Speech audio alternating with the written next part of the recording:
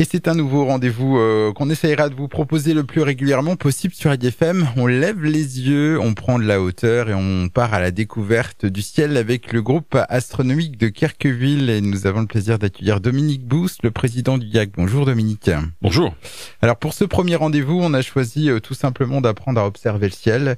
Et c'est vrai que spontanément, on pense tout de suite à des télescopes ou du matériel sophistiqué, on va dire. Mais finalement, on peut commencer simplement à lever les yeux. Eh bien, lever les yeux, oui, parce que on est doté d'une paire d'yeux et cet instrument est l'instrument de base qui sert à l'observation du ciel, bien sûr. Les yeux sont des instruments extraordinaires qui ont des propriétés tout à fait intéressantes pour l'observation du ciel.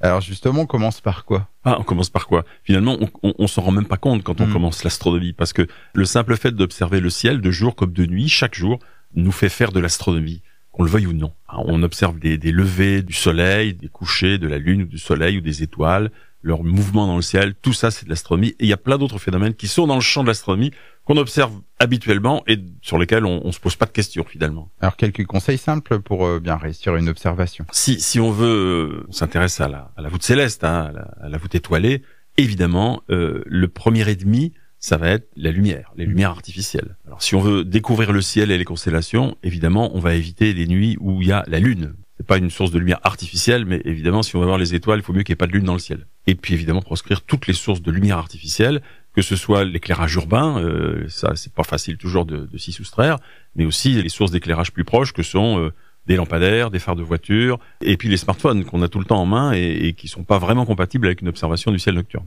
Et justement, dans notre secteur, il y a des lieux d'observation qui sont idéaux. Vous faites souvent des observations sur la plage, au GAC? Oui, alors il y a toujours un compromis quand on fait des observations publiques. Il y a toujours un compromis entre la proximité du public qu'on veut accueillir et la qualité du ciel. Quelquefois, pour des événements particuliers, on arrive à faire éteindre l'éclairage public. Évidemment, le public se rend compte que ça change tout. Alors, observer le ciel, c'est aussi finalement un moment de calme, un peu de zénitude, non? Oui, le ciel est extrêmement inspirant. Imaginez ce que serait l'humanité si nous vivions à la surface d'une planète où on ne voit pas le ciel. Qu'est-ce qui resterait de tout ça? Et enfin, pour celles et ceux qui aimeraient reconnaître finalement ce qu'ils voient dans le ciel, est-ce qu'il y a des repères simples, faciles à mémoriser pour les néophytes? Déjà, idéalement, il faut quand même savoir se repérer entre le nord, le sud, l'est et l'ouest, repérer ses points cardinaux. L'est, c'est de là que se lèvent tous les objets du ciel, et vers l'ouest, en gros, c'est là que se couchent tous les objets du ciel, parce qu'on est sur un support mobile qui est la Terre, et donc la rotation de la Terre nous permet de voir défiler le paysage du ciel chaque jour. Alors les autres repères, eh bien évidemment, on parle toujours de quelques constellations ou quelques étoiles qui peuvent servir de repères. La plus classique comme repère, c'est l'étoile polaire, mais c'est loin d'être la plus évidente à repérer. Il faut chercher vers le nord, à une hauteur de à peu près une 50aine de degrés chez nous. Et puis il y a autour de l'étoile polaire des constellations, la petite ours, mais surtout la grande ours, qui sont toujours visibles dans le ciel, ne se couchent jamais, qui peuvent servir de repères.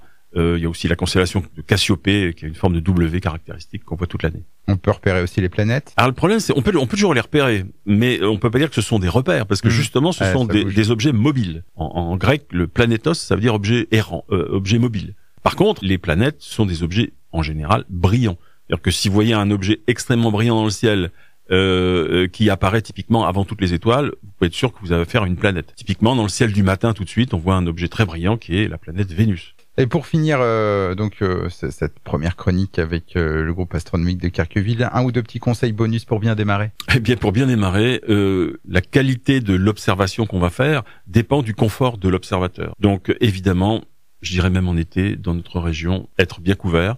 Il n'y a rien de plus agréable que d'avoir froid quand on observe. Donc quand on est bien au chaud et bien installé, on fait de meilleures observations et ça devient un vrai régal si on est bien installé. Eh bien, merci beaucoup pour vos conseils, Dominique Bousse, président du groupe astronomique de Kerqueville. Pour celles et ceux qui souhaiteront en savoir plus, on rappelle l'adresse de votre site www.gac-astro.fr et puis des événements aussi à venir pour le GAC ces prochains jours, puisque vous êtes, on rappelle, à l'origine de l'exposition Temps du ciel, Temps des hommes, visible actuellement en accès libre dans le hall d'accueil du centre de stockage de la Manche de Landra, et il y a une visite commentée prévue prochainement. Eh bien, nous accueillerons le public vendredi prochain à 14h et à 15h30 pour lui faire découvrir tout ce qu'on a mis dans cette exposition, c'est-à-dire des objets extraordinaires et des connaissances et des trouvailles incroyables. Et puis week-end également bien chargé pour le GAC. Alors on participe à l'opération internationale qui s'appelle On the Moon Again, qui, comme son l'indique, invite tout un chacun à lever les yeux vers le ciel pour observer la Lune.